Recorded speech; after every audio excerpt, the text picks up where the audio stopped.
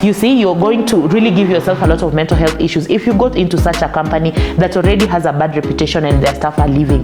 People have no confidence in the leadership and the leadership doesn't know. Already it's a very big red flag because they are talking about themselves. If you lack connection with the hiring manager during the hiring process, that already means you're going to have a difficult line manager relationship yourself. Do I really want to be in an organization where they forget that they had an interview with me today and they show up late? Pay very keen attention. Don't just ask these questions for the sake of it. Hello, good morning, good afternoon, good evening, Team Elevate. I have actually just given you a name. We are the team that is elevating our careers and our work and our businesses and everything that we are doing to ensure that we get all fulfillment. If that is what you desire, if you want to see more progress in your career, if you want to be unstuck anywhere that you are stuck, then you are in the right place. Welcome to Career Talks with Karen. If you're watching and you haven't subscribed, please subscribe, like this content, share it, and even leave a comment so that we can engage a bit more in the comment section. Let's get started.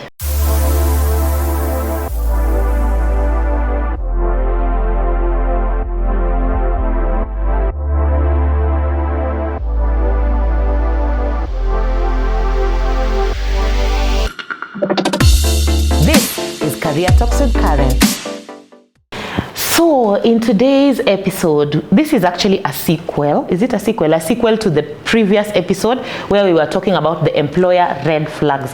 What are those red flags or those things that when you see in any employer, you just need to run?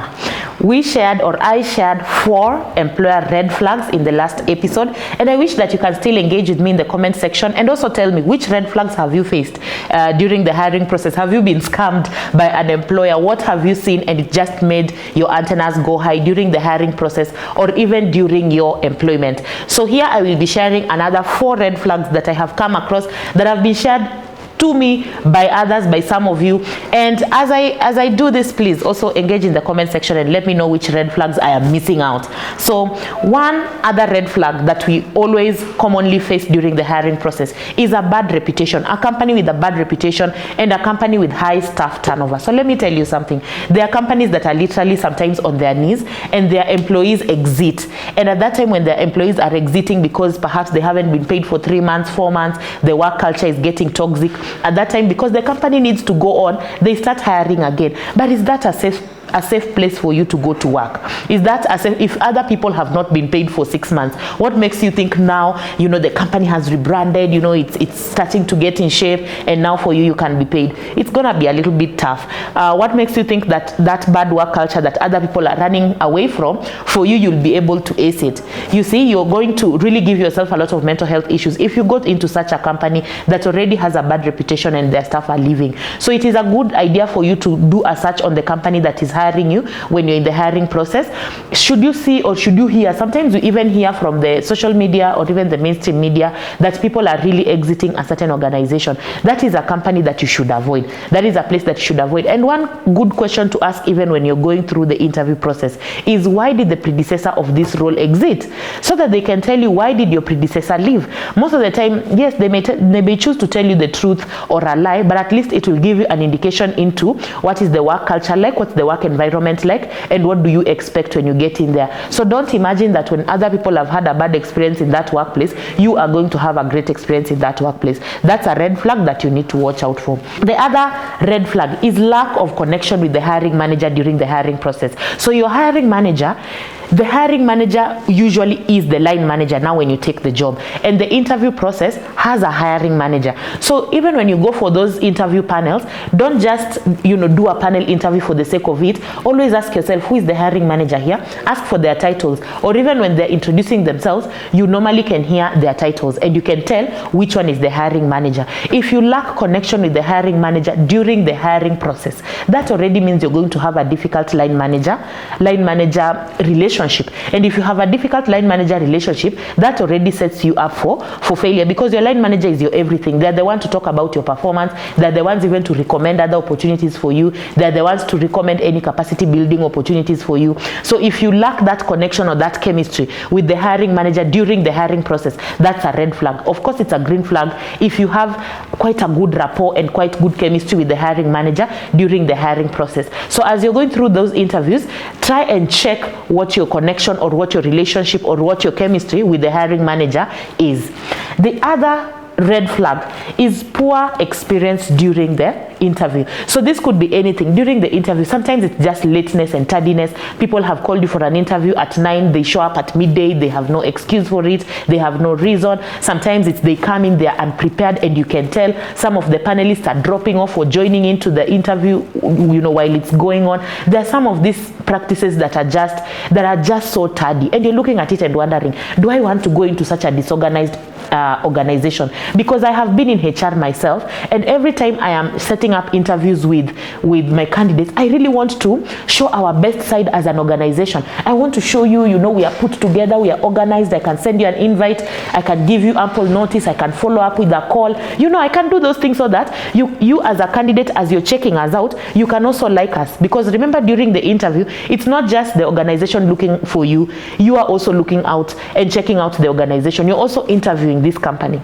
So as you go through the interview and you notice some of this unprofessional mannerisms, you want to ask yourself, do I really want to be in an organization where they forget that they had an interview with me today and they show up late, where they are calling me on Monday for an interview on Tuesday?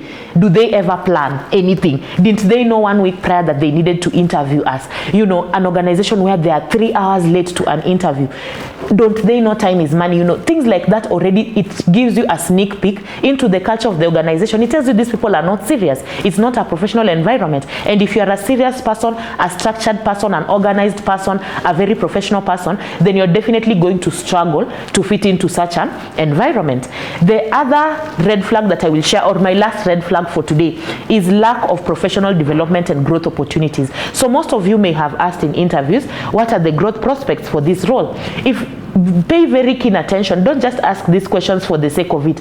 Pay very keen attention to how that question is answered. If it is answered in a tardy way, and you can tell these people that it's very hazy, it's not clear what the progression for this role is, it's not very clear what growth opportunities they have, it's not clear that they do professional development. Sometimes you can ask very specific questions about professional development. For me, I always ask that in an interview. What opportunities do I have to learn and grow? Is there mentorship? Is there coaching? Is there any investment towards learning and growth? So if there is, then that should be a good thing. But if there isn't, or if that answer is very hazy and it's not clear what they're saying about professional development, then you can be sure that's an organization that is not interested in you. They're only interested in themselves. And for an organization to serve you well, then you need to be meeting the objectives of the organization, but also growing personally. As a person, you need to be growing. So if there is no growth opportunities, then it's definitely you're gonna get tired of that employer very, very quickly. So those are the red flags that I had to share for today.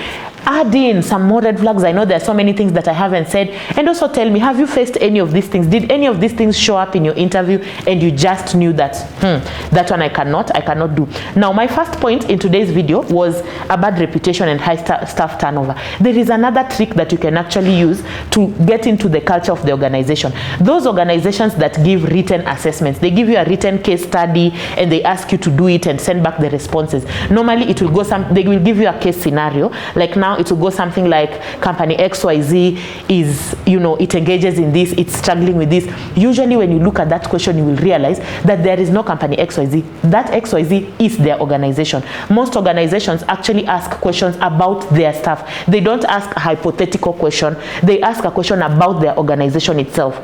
So that question in itself tells you how that company is doing. So if you see they're giving you a question, like there's an employer who gave me a case study, and the case study was about, there is a company XYZ. In this company, there is very high turnover. The staff have left, and even the ones who are there are not motivated. They will tell you things like, people have no confidence in the leadership, and the leadership doesn't know.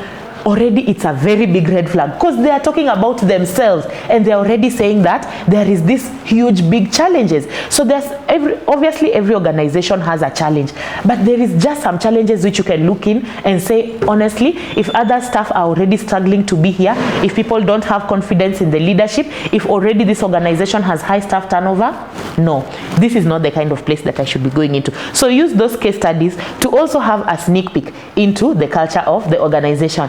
As usual, subscribe to this channel if you haven't yet, and please bring the entire of your gang to also subscribe. Like the channel if you feel that the content is relevant to you. Share the content and also hit that notification bell so that you do not miss out on any episodes. This is Karen Olege. I am a career coach and strategist. So as part of your engagement on this channel, should you need any specific unique career coaching or career advice, feel free to reach out to our email address. It's always indicated below, careertalkswithkaren@gmail.com, and I will be able to reach out to you and we can schedule a one-to-one call, either virtually or physically, whatever you like. Until the next episode, see you soon, Team Elevate.